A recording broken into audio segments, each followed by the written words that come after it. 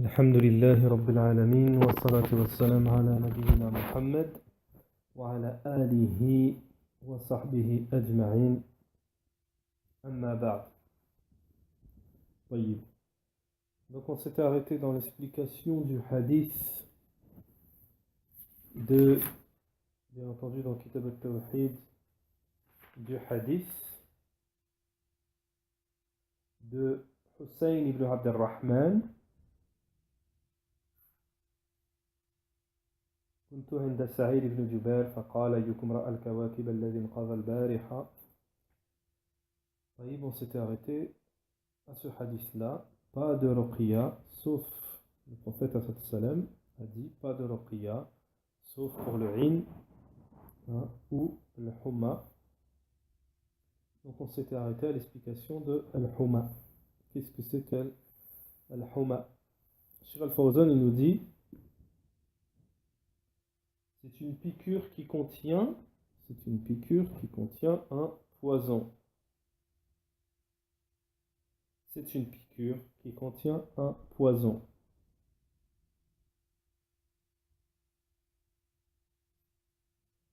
Et Cheikh Al-Fawzan nous dit ceci est le point témoin, le point le plus important, le point témoin de ce hadith, c'est ce qu'a fait Hussein rahimahullah lorsqu'il a été piqué.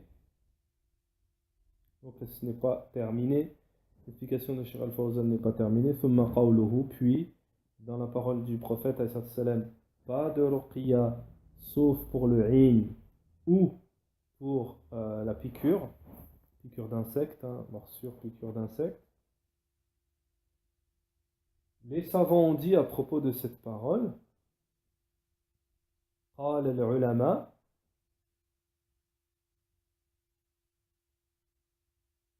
lorsque le messager d'Allah a dit pas de ruqya sauf pour le in, le mauvais œil donc, et les piqûres d'insectes venimeux, les ulama ont dit à propos de cette parole ceci pour lorsque le prophète il utilise l'istisna, c'est-à-dire lorsque le messager d'Allah utilise illa adat al-istisna, c'est-à-dire l'exception, sauf pour, les ulama nous disent c'est pour mettre l'accent, le fait de confirmer, mettre l'accent sur cette chose. Donc voilà, la ruqya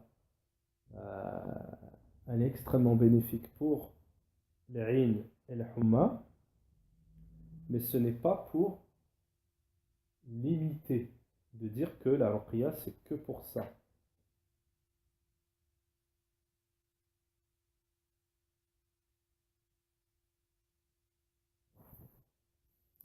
Ce n'est pas à titre limité, pour dire que la ruqya c'est que pour les in ou le humma. Ensuite le cheikh nous dit فالرقية تنفع من غير العين والحمى أيضا ومن سائر الأمراض. Donc le cheikh nous dit la ruqya, l'exorcisme, est utile à toute autre chose, à tout autre que le mauvais œil ou la piqûre également, et pour d'autres maladies aussi, elle est aussi utile pour d'autres choses. La ruqya est utile à autre que l'in ou al-humma également, et à d'autres maladies aussi. Donc c'est pas limité que au mauvais œil et aux piqûres venimeuses. Lakin anfa' ma yushfa bir ruqya hada al-mardayn. Mais le cheikh nous dit walakin anfa' ma yushfa, ce qu'il y a de plus utile en guérison au niveau de la ruqya, ce que la ruqya amène de plus utile comme guérison, c'est pour ces deux maladies. Il nous dit pour ces deux mots, al-in ou al-humma, le mauvais œil, al-humma. C'est ça que ça veut dire le hadith, parce qu'on pourrait comprendre La ruqya, c'est que pour le 'ayn ou al-humma, mais ce n'est pas le cas. Alors, ce n'est pas terminé. À part cela, le cheikh nous dit également, la ruqya est utile également pour l'ensemble des maladies. Bien entendu, avec l'autorisation d'Allah, par la permission d'Allah. فهذا من باب الحص. Donc, cela, hein, comme il l'a dit précédemment le cheikh, ce n'est pas pour limiter, mais c'est pour mettre l'accent. C'est pour mettre l'accent.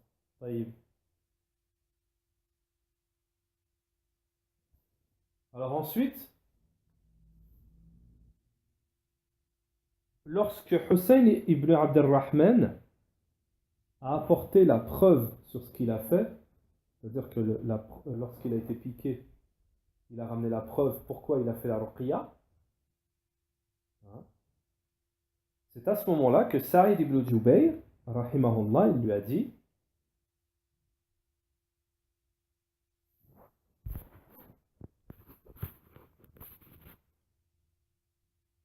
طيب. C'est à ce moment-là que Saïd ibn Jubayr, radiallahu anhu, Saïd ibn Jubayr, rahimahullah, afwan, lui a dit قد أحسن من انتهى إلى ما سمع. Alors, il lui a dit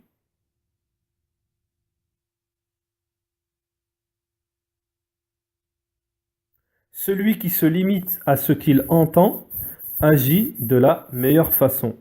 Celui qui se limite à ce qu'il entend agit de la meilleure façon.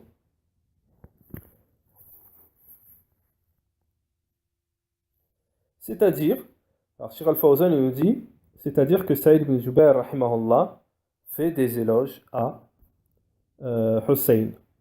Taïb, il lui a fait des éloges.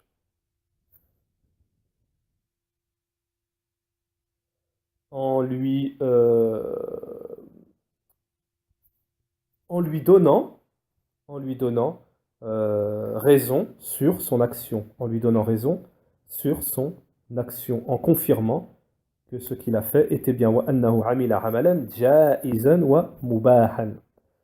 Et comme quoi, l'œuvre que Hussein a fait est une œuvre permise, hein, et autorisée et permise. Autorisée et permise.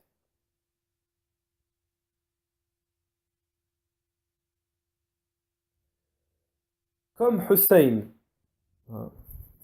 hein, il a apporté un dalil, une preuve, c'est-à-dire qu'il s'est appuyé sur une preuve authentique du prophète alayhi salatu wassalam. Donc Saïd ibn Jubayr, rahimahullah, a eu le comportement à avoir devant un hadith, devant la parole du prophète alayhi salatu wassalam. Donc Saïd, hein, s'est bien comporté devant le hadith, la parole du prophète alayhi salatu wassalam. وَلَمْ يَكُنْ مِثَلْ بَعْضِ الْجُهَّالِ. Il n'a pas été à l'exemple de certains ignorants. Il n'a pas été à l'exemple de certains ignorants, ceux qui, lorsque la parole du prophète alayhi salatu wassalam leur est transmise, إِذَا بَلَغَهُمْ الْحَدِيثُ وَهُوَ لَا يُوَافِقُ, et que ce hadith ne se conforme pas à leur passion,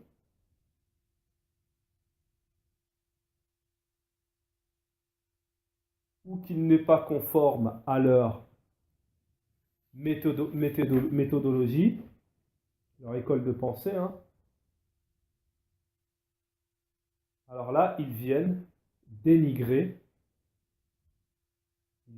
le dénigrer, c'est-à-dire dénigrer la parole du prophète, et dénigrer, rejeter, critiquer, et même si ce hadith est rapporté par Al-Bukhari, رحمه الله, فإنهم قالوا في أحاديث في البخاري.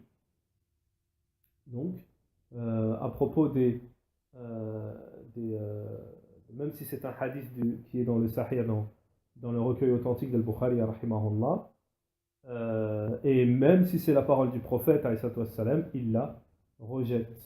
Il la rejette. Donc, Cheikh Al-Fawzan nous dit ceci est une chose khatir, dangereuse. Voyez. وسعيد بن جبير لما بلغه حديث الرسول عليه الصلاة والسلام رسول الله صلى الله عليه وسلم. Donc Sa'id ibn Jubayr, lorsque lui est parvenu le hadith du messager d'Allah عليه الصلاة والسلام, il a dit, donc il a dit,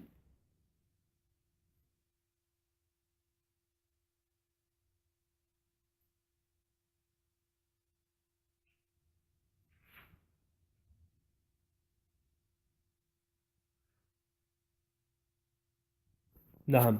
Saïd ibn Jubair, alayhi salatu wassalam, a eu le meilleur comportement, hein, le comportement qu'il faut avoir, qu'avaient les compagnons lorsque il leur était présenté la parole, il leur était dit la parole du messager d'Allah, alayhi salatu wassalam. Hādhā huwa adab al-ulama. Donc ça, Cheikh Al-Fawzan, il dit, ça c'est le comportement des savants. Ceci est le comportement des savants.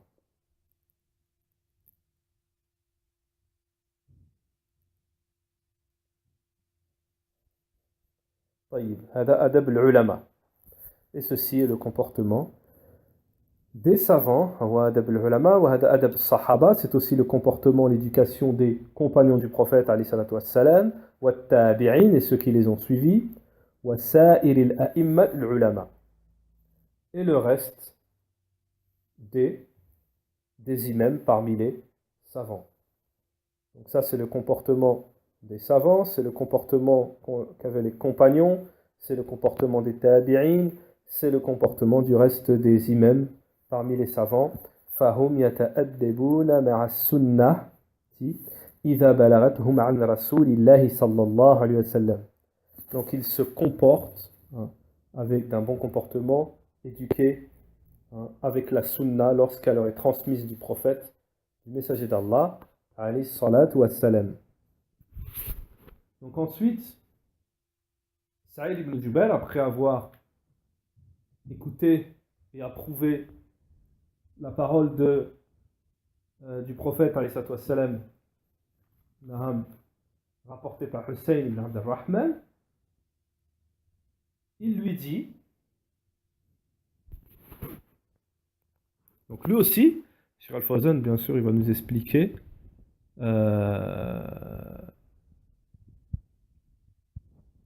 comme quoi, lui aussi, Saïd ibn Jubair, il va apporter un hadith.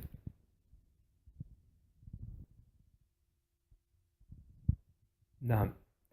Hussein ibn Abd al-Rahman a dit, j'étais chez Saïd ibn Jubair. Donc ça c'est le premier hadith. Ensuite la suite. Naam. Donc ensuite, حدثنا ابن عباس عن النبي صلى الله عليه وسلم. Donc Saïd ibn Jubair, après que Hussein il lui a rapporté son hadith, lui va lui rapporter un autre hadith. Il lui dit, il a été rapporté par Ibn Abbas du prophète alayhi salatu wassalam, comme quoi le prophète alayhi salatu wassalam a dit, il m'a été présenté les communautés, le messager d'Allah alayhi salatu wassalam, tout ça va être expliqué. Des fois on ne comprend pas le hadith, on ne comprend pas le matn, ça ne vient pas tout de suite, mais à la suite le cheikh va bien entendu expliquer. Alors, Saïd déclara alors, celui qui se limite à ce qu'il entend agit de la meilleure façon. Cependant, Ibn Abbas nous a informé que le prophète alayhi salatu wassalam a dit, les communautés me furent présentées. Je vis un prophète accompagné d'une poignée de personnes, un autre accompagné d'un ou deux hommes, et un autre que personne n'accompagnait. C'est alors qu'une foule immense me fut présentée, et je crus qu'il s'agissait de ma communauté, mais on me dit, ceci est Moussa, Moïse et son peuple. Je promenais à nouveau mon regard, quand je vis une autre foule immense, on me dit, ceci est ta communauté, 70 000 de ses membres entreront au paradis sans jugement ni châtiment. Et le prophète, alayhi salatu wassalam, se leva et rentra chez lui. Les gens se mirent à discuter sur ces 70 000 personnes. Certains dirent ce sont peut-être les compagnons du prophète, d'autres avancèrent ce sont peut-être ceux qui sont nés dans l'islam et qui n'ont jamais rien associé à Allah, et d'autres suppositions furent émises. C'est alors que le prophète alayhi salatu wassalam, sortit de chez lui et on l'informa du sujet de la discussion. Il dit, ce sont ceux qui ne demandent pas qu'on leur fasse ruqya, ni de cautérisation, yakta'un, ni qui ne consultent pas les augures et qui placent toute leur confiance en leur Seigneur. Ukash ibn Mihsan se leva et dit, dit au prophète sallam, invoque Allah pour que je fasse partie de ce groupe de personnes. Le prophète sallam répondit, tu en fais partie. Un autre homme se leva et demanda la même chose. Le prophète lui dit, Ukash t'a devancé. Donc ça c'est le hadith. Maintenant le cheikh va expliquer le hadith.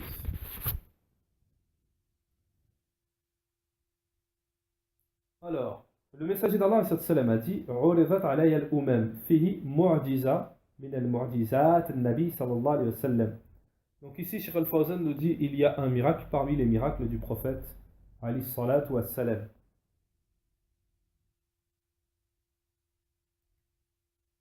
Du fait que les communautés lui ont été présentées. Donc, petite précision, ici il est écrit parmi les miracles du prophète, on sait très bien que ce sont les miracles d'Allah subhanahu wa ta'ala. حيث عرضت عليه الأمم, donc miracle, les miracles, parmi les miracles du prophète les communautés lui ont été présentées. Ay uriya al-umam sabiqa. Alors Cheikh Al-Fawzan nous dit, c'est-à-dire qu'il a vu les communautés précédentes qui nous ont précédés. Alors, il a été dit, c'est-à-dire que les savants ont expliqué, ont dit que cela s'est passé le soir de l'ascension, du voyage nocturne et de l'ascension. De l'ascension et du voyage nocturne. C'est là que le messager d'Allah a vu les communautés antérieures.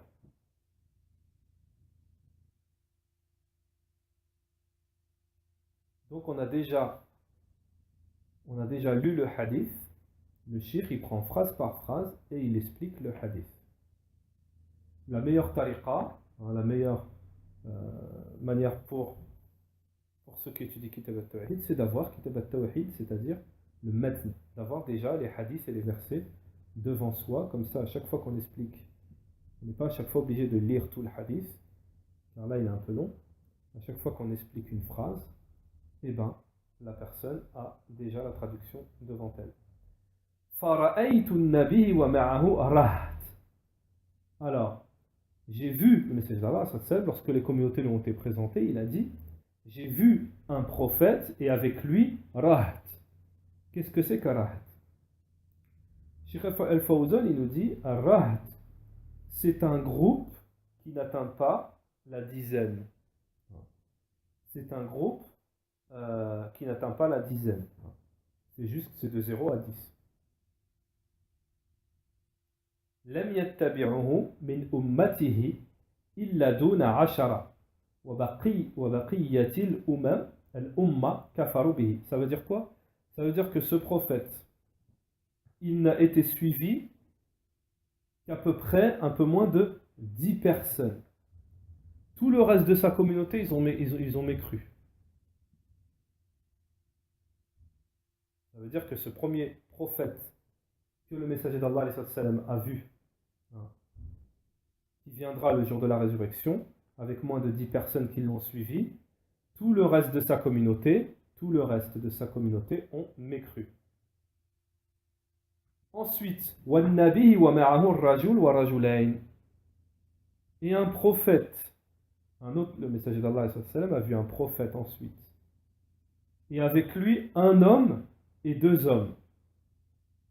Ça c'est هذا الأقل, c'est le minimum, اتبعه من قومه الرجل أو رجلين. Ça c'est le minimum, c'est-à-dire que un prophète qui a été suivi par un homme ou deux. Cheikh Al-Fawzan nous dit tout le reste, ils ont refusé de croire en Allah et son messager. Tout le reste, donc un prophète, là on a qui a été suivi par un ou deux hommes, tout le reste ont refusé. Tout le reste, ils ont refusé de croire au messager d'Allah, au messager, à Allah et son messager. طيب.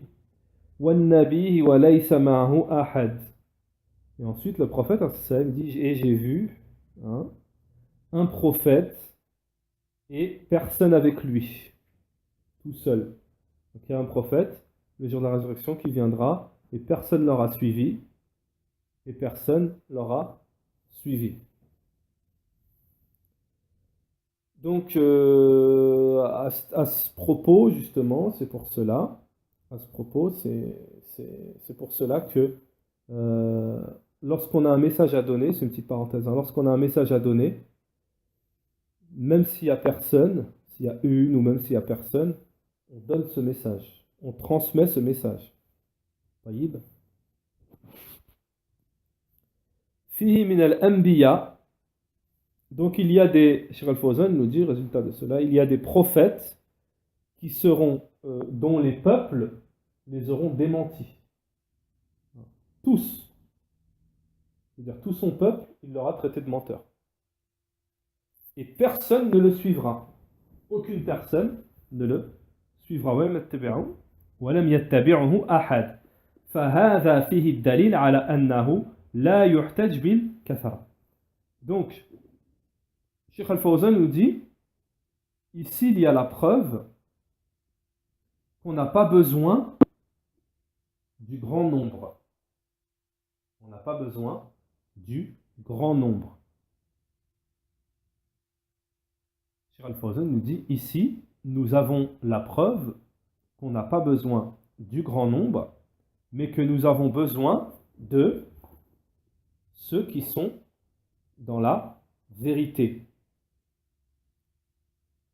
Et avec cela, la preuve, bien entendu, et avec cela, la preuve, le dalil, même si ils sont peu, même s'ils sont, voilà, ukalu qalilin, même s'ils sont peu, on a besoin. Donc ceci est une preuve que le nombre, le grand nombre, on n'a pas besoin du grand nombre, mais qu'on a besoin de ceux qui sont dans la vérité, et avec cela, la preuve, le dalil, même s'ils sont peu.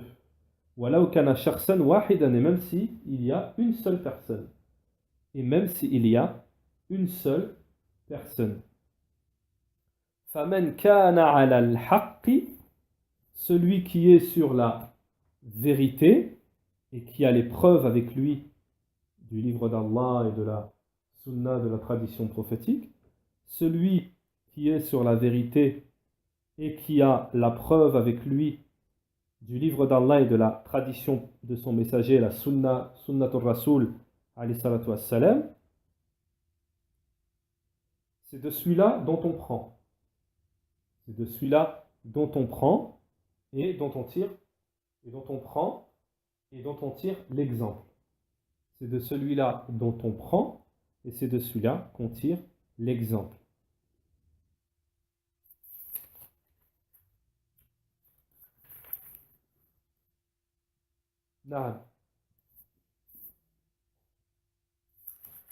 Alors, أما من خالف الدليل فلا عبرة به حتى ولو كانوا كثورا. Alors, tandis que celui qui dévie de la preuve, qui dévie, se contredit, qui dévie la preuve,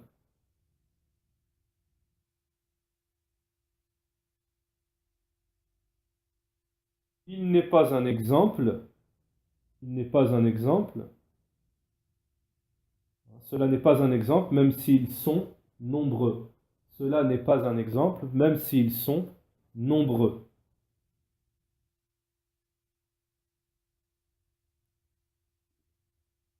Donc, ici, le shir va nous apporter un verset du Coran.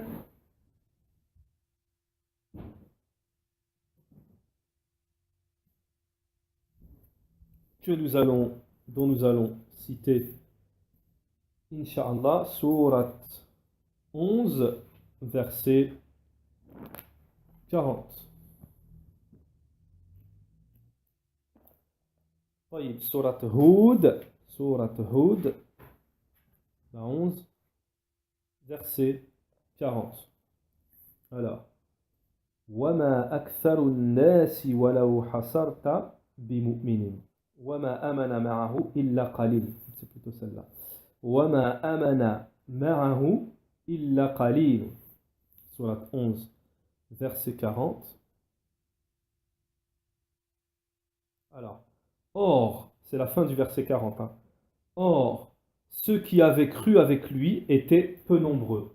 Or, ceux qui avaient cru avec lui étaient peu nombreux.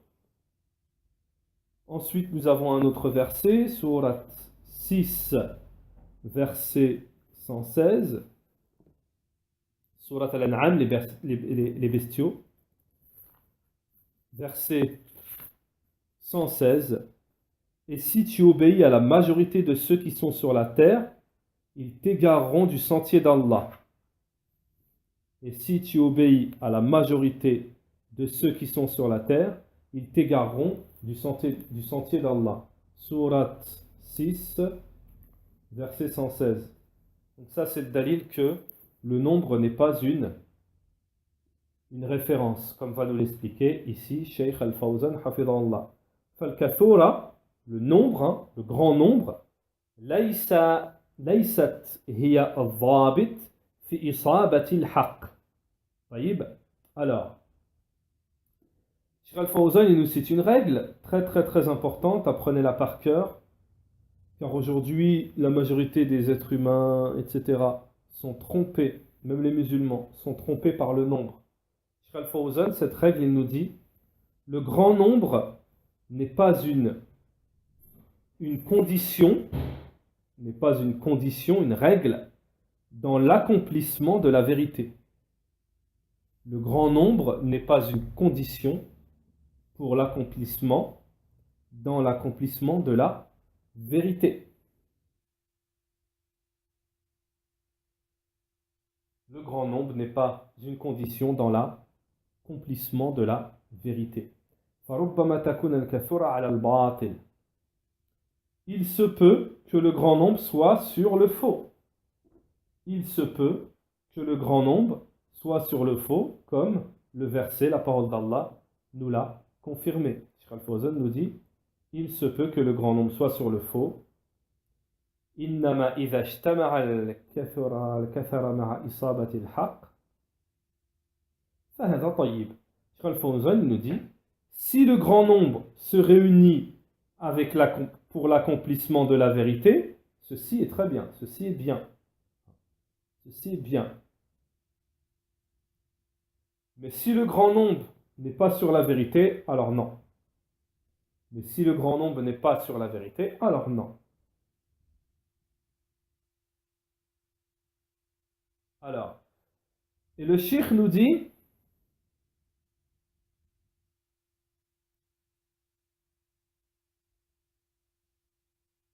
qu'on ne soit pas et que l'on ne soit pas trompé.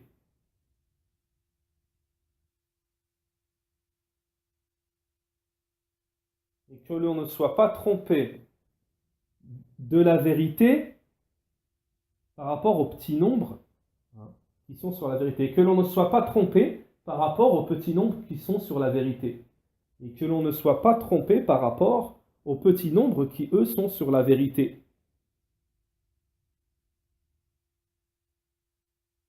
Alors, c'est pas terminé, c'est une grande leçon du cheikh ici. Parce que il y a certaines personnes aujourd'hui, lorsque on leur fait prêter attention à leurs erreurs, ils disent oui, mais la plupart des gens sont sur cela. Le grand nombre est sur cela. La plupart des gens sont sur cela. c'est-à-dire sur cette erreur.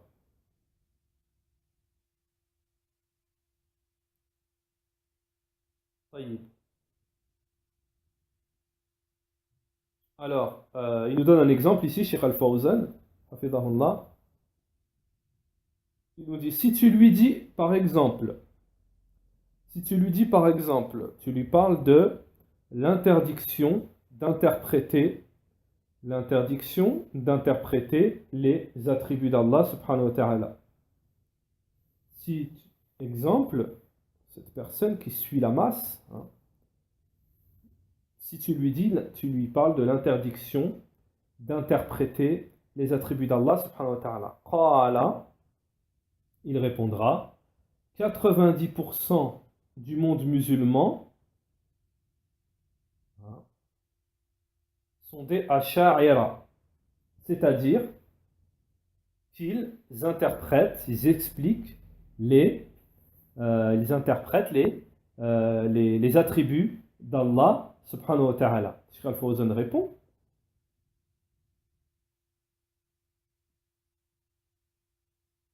donc je vais répéter.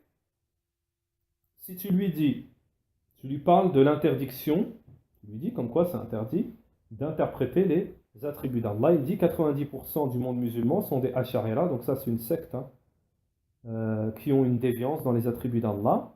Il dit, eux, ils expliquent les sifat. Cheikh Al-Fawzan nous dit, ceci n'est pas une excuse devant Allah subhanahu wa ta'ala.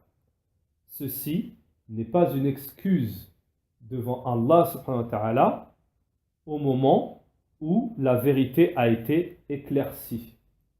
Cela n'est pas une excuse devant Allah subhanahu wa ta'ala au moment où la vérité a été éclaircie.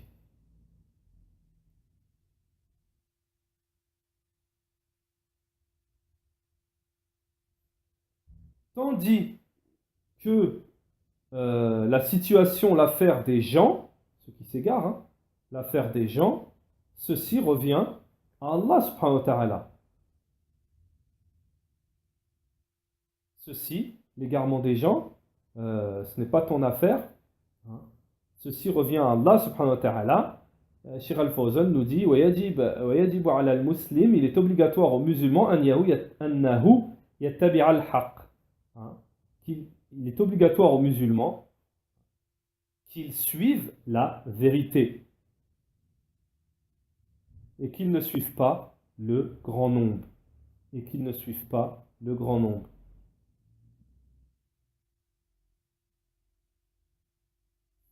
Et là, Cheikh Al-Fawzan nous dit, un prophète, en référence au hadith que nous expliquons, un prophète parmi les prophètes d'Allah, et il n'y a pas avec lui, moins de 10 personnes.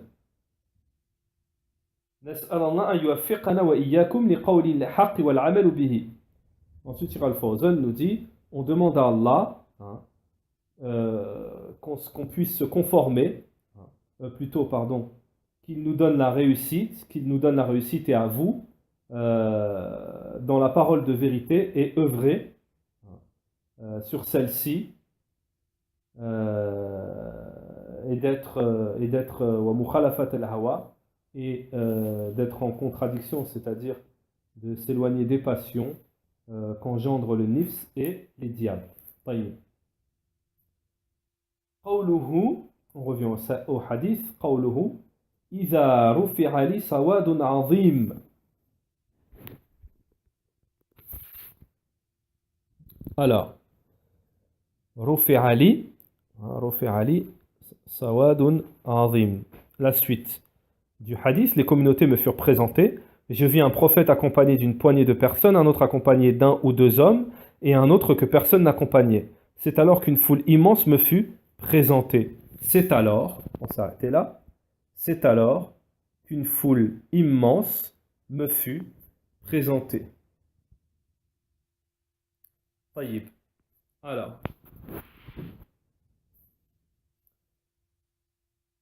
فَظَنَنْتُ أَنَّهُمْ أُمَّتِي. J'ai pensé, le messager d'Allah a pensé, croyait que c'était sa communauté. ظَنَ النَّبِي Cheikh Al-Fawzan dit ظن النبي عليه الصلاة والسلام أن هذا سواد عظيم هم أمته. Donc le prophète عليه الصلاة والسلام a pensé que cette grande foule au loin hein, qu'on voit, qu'il a vue, était sa communauté. Pourquoi? لأنه أكثر الأنبياء اتباعا عليه الصلاة والسلام. Pourquoi? Parce que lui, le messager d'Allah عليه الصلاة والسلام, c'est celui qui a été le plus suivi عليه الصلاة والسلام, celui qui aura la plus grande communauté. Il lui fut dit au messager d'Allah عليه الصلاة والسلام, ceci est la communauté de Moussa. Ceci est Moussa et sa communauté, pardon. هذا موسى وقومه. Ceci est Moussa et sa communauté. Alors, Cheikh Al-Fawzan, il nous dit sur cette parole, ceci est Moussa et sa communauté. Cheikh Al-Fawzan nous dit ici, il y a le bienfait, les mérites hein, de Moussa, alayhi salatu wassalam, celui à qui Allah a parlé, kalimullah. Wa annahu ittiba'uhu min qawmihi khalqun kathir. Donc, dans cette parole, Cheikh Al-Fawzan, c'est-à-dire ceci est Moussa et sa communauté, il y a les mérites de Moussa, comme quoi il est celui à qui Allah a parlé, comme quoi beaucoup de gens, parmi les créatures, hein, beaucoup l'ont suivi Moussa alayhi salam. Parmi Bani Israël bien sûr. Beaucoup l'ont suivi. Ils ont cru en lui et l'ont suivi. فهو من أكثر الرسل اتباعا بعد نبينا محمد. Donc lui, il est celui qui a été le plus suivi parmi les messagers, Moussa, après Mohammed, alayhi salatu wassalam. فهذا يدل على أن موسى, donc cela nous indique que Moussa alayhi salam, il y a beaucoup parmi les gens, les enfants d'Israël qui l'ont suivi. Il y a un grand nombre, il y a beaucoup parmi les enfants d'Israël qui l'ont suivi. Et ensuite, Cheikh Al-Fawzan nous dit les déviances et la mécréance chez les enfants d'Israël hein, se sont produits après Moussa. Les déviances et la mécréance se sont produits après Moussa. وإنما حدث التحريف والكفر بعد موسى عليه السلام.